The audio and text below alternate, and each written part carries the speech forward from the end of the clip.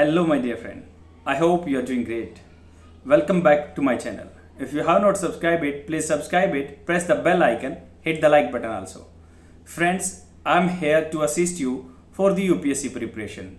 Whatever I am providing here, that is the precise study for the UPSC and all the state PCS examination.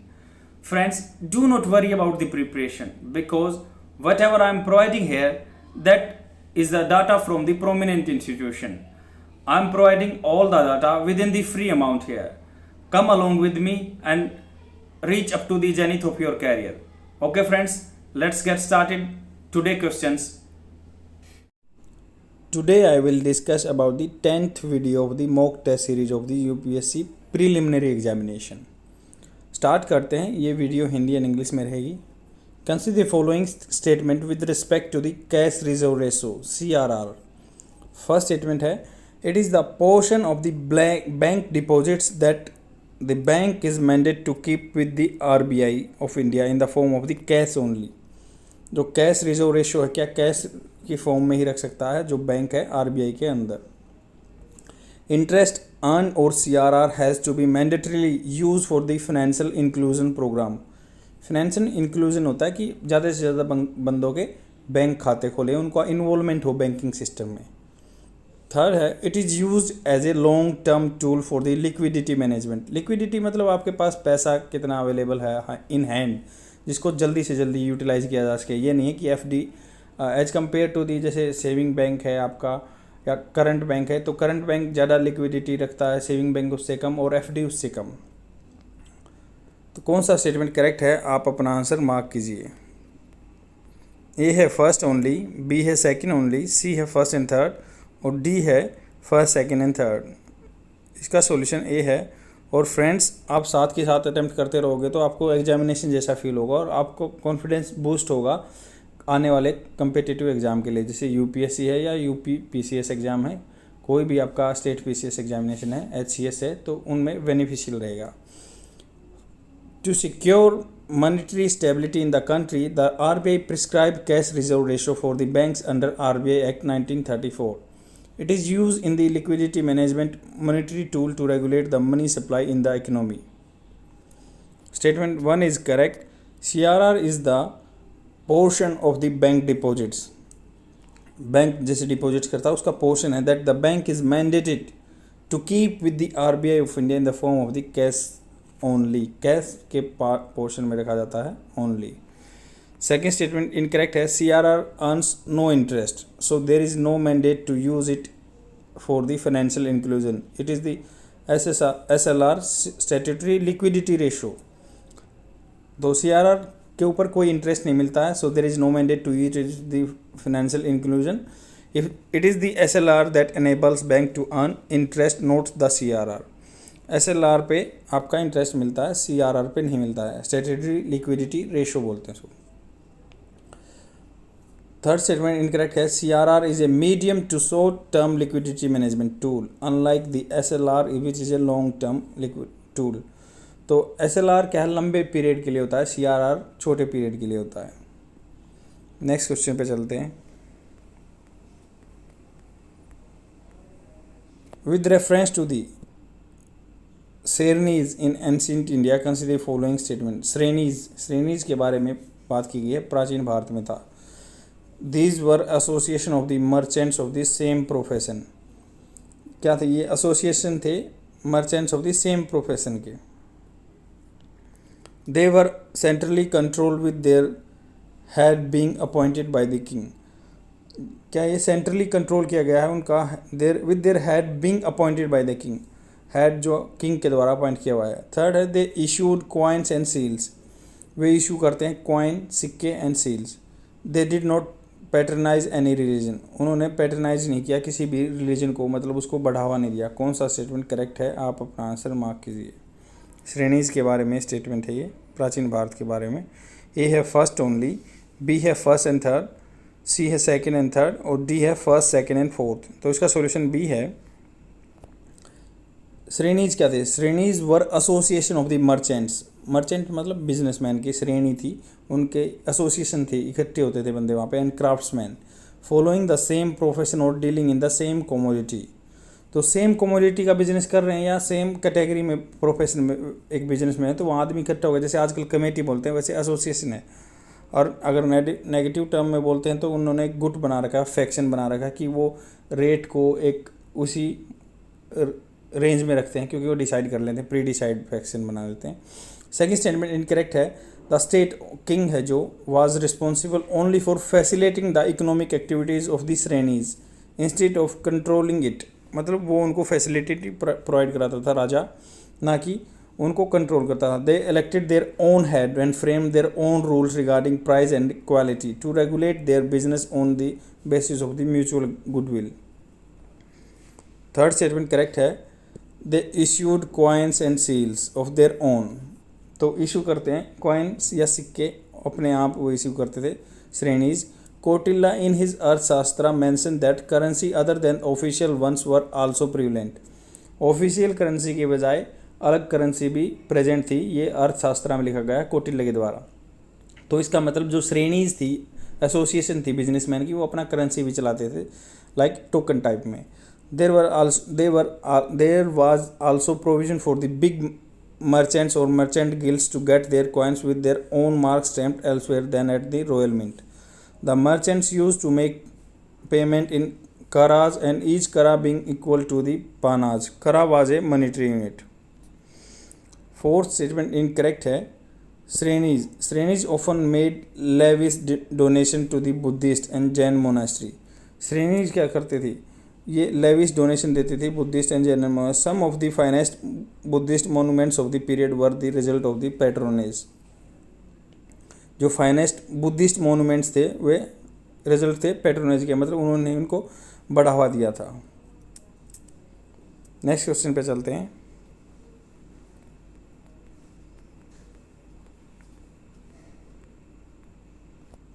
Under Article 110 of the Constitution of India, a money bill contains only provision dealing with the which of the following matters.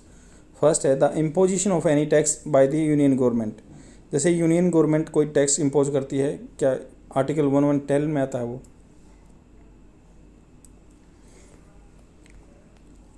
The withdrawal of money from the contingency fund of India. Third है the imposition of the pecuniary penalties by the union government. मतलब पैसे से related किसी पे penalty लगती है तो उसको भी क्या मनी बिल में काउंट किया जाता है। थर्ड है increasing the salaries of the जजेस of the supreme court. Fifth है the payment of the fees of the licence to the union government. अगर कोई यूनियन गवर्नमेंट लाइसेंस देती है तो उसकी पैसा भी जो है क्या मनी बिल में आता है, वो आता है 110 आर्टिकल। तो कौन सा स्टेटमेंट करेक्ट है, आप अपना आंसर मार्क कीजिए। ए है फर्स्ट सेकंड फोर्थ, बी है सेकंड एंड फिफ्थ, सी है first and third fifth, D है थर्ड एंड फोर्थ। इसका ए आंसर करेक्ट है। The money bill are defined under article 110 of the constitution of India. A bill is deemed to be a money bill if it contains only provision dealing with all और any of the certain specific matters. Statement 1 correct है। A bill is deemed to be an money bill under article 110 of the constitution of India if it contains only provision dealing with the imposition, abolition and remission, alteration or regulation of any tax by the union government। तो bill को money bill तब count किया जाता है जिस article 1110 के अंदर है, अगर only dealing with the imposition या अबोलिशन, रेमिशन, अल्ट्रेशन और regulation of any tax of the by the union government. तो गवर्नमेंट के द्वारा लगाए हुए टैक्स का रिमिशन वगैरह, अबोलिशन वगैरह करते हैं तो मनी बिल में काउंट होता है। सेकंड स्टेटमेंट करेक्ट है। A bill is deemed to be a money bill if it deals with the custody of the consolidated fund of India and contingency fund of India, the payment of the money into the or withdrawal from the money such fund। Third statement incorrect है। A bill is not deemed to be money bill by reason only that it provides for the imposition of fine and pecuniary penalties by the union government। अगर bill को कोई भी अगर money bill में count नहीं किया जाता, only that it provides for imposition of the fine और pecuniary penalties by the union government. अगर गवर्नमेंट पैसे से रिलेटेड कोई मान लो आपके पास पेनल्टी लगाती है, वो उसको काउंट नहीं किया जाता इसमें मनी बिल में। फोर्थ स्टेटमेंट करेक्ट है। A bill is deemed to be a money bill if it deals with the declaration of the any expenditure charge on the consolidated fund of India और increasing the amount of the charge expenditure, जैसे salary of the जज of the supreme court है। तो आपको पता है कि appropriation bill चाहिए होता है अगर कंसोलिडेटेड फंड ऑफ इंडिया से पैसे निकालने होते हैं। पर कुछ होते हैं चार्ज एक्सपेंडिचर, मतलब उनके लिए कोई भी आपको पार्लियामेंट में बिल डालने की ज़रूरत नहीं है, आपको पैसा निकाल सकते हैं डायरेक्टली, तो वो मनी बिल में काउंट होते हैं। फिफ्थ स्टेटमेंट इनकरेक्ट है, the bill is not deemed to be money bill if by the reason only that it provides for the payment of the fees licence to the union government. अगर कोई licence fees है वो हमेशा ही count नहीं किया जाता है money bill में, उसके और प्रोविज़न होने चाहिए। नेक्स्ट क्वेश्चन पे चलते हैं। Consider the following statements with reference to the climate vulnerable forum which was recently in the news. It is an international partnership of countries which are highly vulnerable to the global warming. ये क्या international partnership countries की है which are highly vulnerable to the warming, global warming के vulnerable हैं। Second statement, it was form to increase the accountability of the industrialised nation for the consequences of the global climate change. ये किस लिए बनाए गए? To increase the accountability of the industrialised nation, जैसे जहाँ पे इंडस्ट्री डेवलप्ड है, for the consequences of the global climate change. Global climate change हो रहा है, आपको रिसेंटली रिपोर्ट में पता चला है, तो उसके लिए है क्या, India is the founding member of this forum. कौन सा स्टेटमेंट करेक्ट है, आप अपना आंसर मार्क कीजिए। ए है फर्स्ट ओनली, बी है फर्स्ट एंड सेकंड, सी है सेकंड एंड थर्ड, और डी है फर्स्ट सेकंड एंड थर्ड। तो इसका सॉल्यूशन बी है, world leaders along with the leaders from the climate vulnerable forum recently participated in innovative climate change summit that took place entirely online which makes it carbon neutral summit। मतलब CO2 या carbon neutral करना है emission. First statement correct है, it is an international partnership of country which are highly vulnerable to the global warming, मतलब जो ज़्यादा vulnerable हैं। The forum serves as a south south cooperation platform for the participating government to act together to deal with the global climate change. Second statement correct है, it was form to increase the accountability of the industrialised nation for the consequences of the global climate change. ये बनाई गई है क्या, formed to increase the accountability of the industrialised nation for the consequences of the global climate change. Third statement incorrect है, India is an observer state not a founding member. India observer state है, ना कि founding member है। Next question पे चलते हैं। With reference to the oceanic current, consider the following statements. The general movement of the currents in the northern hemisphere is clockwise, in the southern hemisphere anti-clockwise. Second है, the shape and position of the coast play an important role in guiding the direction of the currents. Third, the warm ocean currents have a direct effect on the desert formation in the west coast region of the tropical and subtropical continents. Mixing ground of cold and warm water currents bear the richest fishing grounds in the world। कौन सा statement correct है, आप अपना answer mark कीजिए। A है first second fourth, B है first and fourth, सी है second and third, और डी है फर्स्ट सेकंड एंड थर्ड। इसका सॉल्यूशन ए है। फर्स्ट स्टेटमेंट करेक्ट है, the general movement of the currents in the northern hemisphere, मतलब उत्तरी गोलार्ध में क्या होता है, इज क्लॉकवाइज डायरेक्शन में रहेगा, मतलब सुई की घड़ी घूमती है उसके हिसाब से, घड़ी की सुई घूमती है sorry. And in the southern hemisphere anti clockwise. This is the due to the Coriolis force which is a deflective force and follows Ferrel's law. आपने पढ़ा होगा कोरियलिस फोर्स होती है जो due to rotation of the earth की होती है, तो उससे ये क्या है, डायरेक्शन चेंज होती रहती है। Second statement correct है, the shape and position of the coasts play an important role in guiding the direction of the current. For example, the South Atlantic equatorial current splits into two streams। जो south Atlantic equatorial मतलब जो equator के पास से आता है उसको splits करता है दो भाग में, one going towards the Caribbean sea, other towards the Brazil due to the shape of the Brazilian coast line. Third statement incorrect है, the cold ocean currents have a direct effect on desert formation in the west coast region of the tropical and subtropical continents. Warm ocean currents bring rain to coastal areas, even interior. Example, summer rainfall in the British type climate.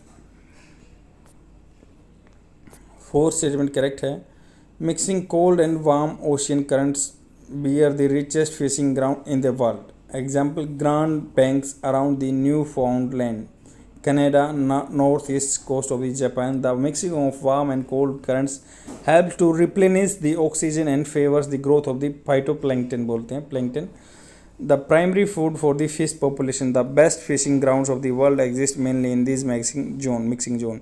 Canada के पास और Japan के पास hot and cold water मिलते हैं, वहाँ पे ज़्यादा मछली पैदा होती हैं। नेक्स्ट क्वेश्चन पे चलते हैं।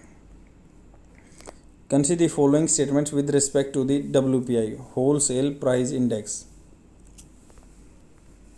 WPI के बारे में बता देता हूँ। इसमें सर्विसेज काउंट नहीं होती हैं, इसमें 697 कमोडिटी होती हैं, उनका ही प्राइस कंपेयर करते हैं, इसको होलसेल प्राइस इंडेक्स के लिए काउंट करते हैं। फर्स्ट स्टेटमेंट है it is publish by the office of the economic adviser under the ministry of finance. Second है WPI basket does not cover services. Third है WPI does not include indirect tax. Indirect tax को include नहीं करता। क्या कौन सा statement correct है, आप अपना आंसर मार्क कीजिए। ए है फर्स्ट एंड सेकंड, बी है सेकंड, सी है फर्स्ट एंड थर्ड और डी है सेकंड एंड थर्ड। तो इसका सॉल्यूशन डी है। द बेस फीयर और for the WPI was revised from 2004 to 2011-12 based on the recommendation of the working group under the Ramesh Chand submitted report in 2017। Ramesh Chandra की जो recommendation group के बाद तो 2004, 5 से 11, 12 में पहुंचा दिया गया WPI इंडेक्स को। फर्स्ट स्टेटमेंट इनकरेक्ट है। It is published by the office of economic adviser under the ministry of commerce and industry, not under the ministry of finance. तो जो इकोनॉमिक एडवाइजर ऑफिस है ये ministry of commerce and industry के under आता है। Second statement correct है। WPI basket covers only goods does not cover services while the consumer CPI index cover both goods and services. CPI दोनों को cover करता है, गुड्स एंड सर्विसेज को, और WPI ओनली करता है गुड्स को। थर्ड स्टेटमेंट करेक्ट है। The new definition of the WPI does not include indirect tax to remove the impact of the fiscal policy. This brings the new WPI series closer to the idea of producer price index which is a global practice. तो ये new definition क्या WPI की does not include indirect tax, indirect tax को include नहीं करती है, to remove the impact of the fiscal policy. This brings the new WPI series closer to the idea of the producer price index which is a global practice. तो global में पूरे विश्व में producer price index count किया जाता है, indirect tax को इसमें काउंट नहीं किया जाता। न्यू पॉलिसी आई है। Consider the following events in the history of India. काव्य मीमांसा is a practical guide for poets was compiled. Second है establishment of the Soul temple at Mahabalipuram. Manakheta is a new capital built Rashtrakuta king. Establishment of the Kailasnath temple at Alora by Krishnavan. What is the chronological order? मतलब किस sequence में कौन सा event पहले हुआ उसको बताना है। ए है first, fourth, second, third, B है second, fourth, first, third, C है second, fourth, third one, D है फोर्थ वन, थर्ड टू। तो इसका सॉल्यूशन सी है। क्रोनोलॉजिकल ऑर्डर 2, 4, 3, 1 है। नरसिम्हा वर्मन राव और राजसिम्हा, ये 700 to 720 सी, मतलब कॉमन इरा बोलते हैं, सी बोल दो।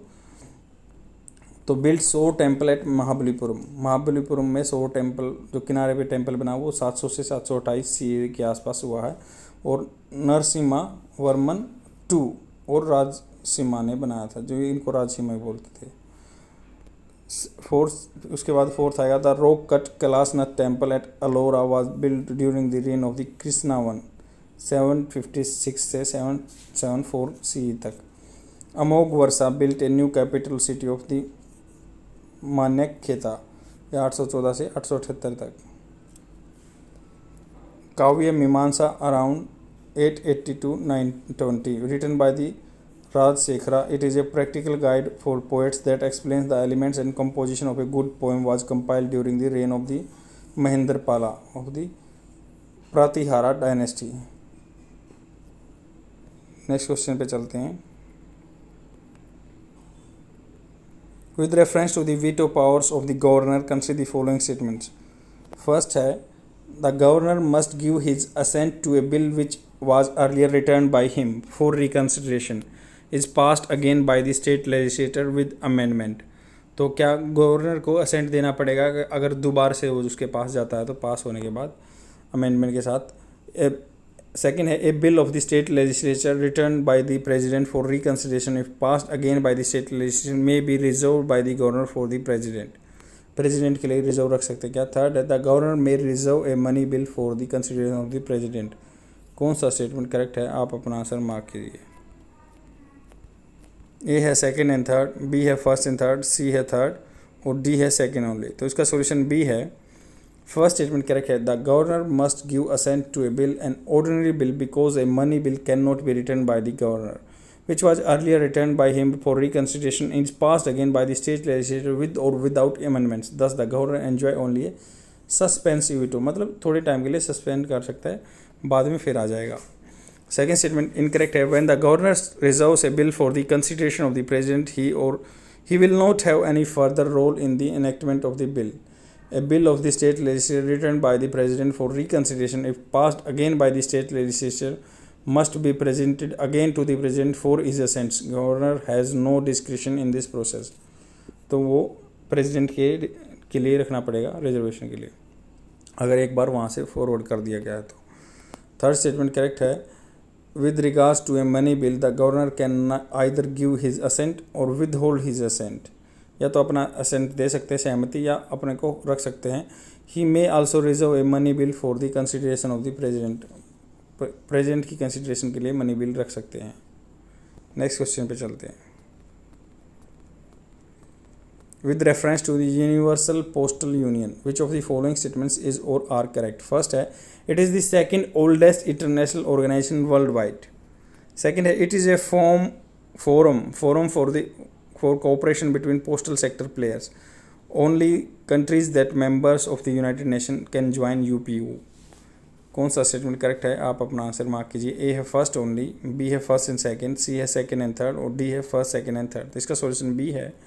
Recently in a unilateral decision, Pakistan has stopped the exchange of the postal mails with India or without prior notice. Under Universal Postal Union rules, when a country decides to suspend postal exchange with a country, it must notify the operator of other country and if possible the duration for which service are being stopped.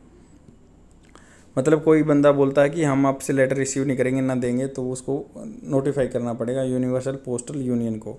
Establish 1874 में establish हुई थी in the second oldest international world wide में second oldest organisation है। The central commission for the navigation of the Rhine founded in 1815 is the oldest international organisation. तो central commission for navigation के लिए राइन है ये जो ओल्डेस्ट है, 1815 में बनी थी, उसके बाद 1874 में यूपीयू बना था। सेकेंड स्टेटमेंट करेक्ट है, UPU is the primary forum for cooperation between postal sector players. It's aim to ensure a truly universal of up to date products and services.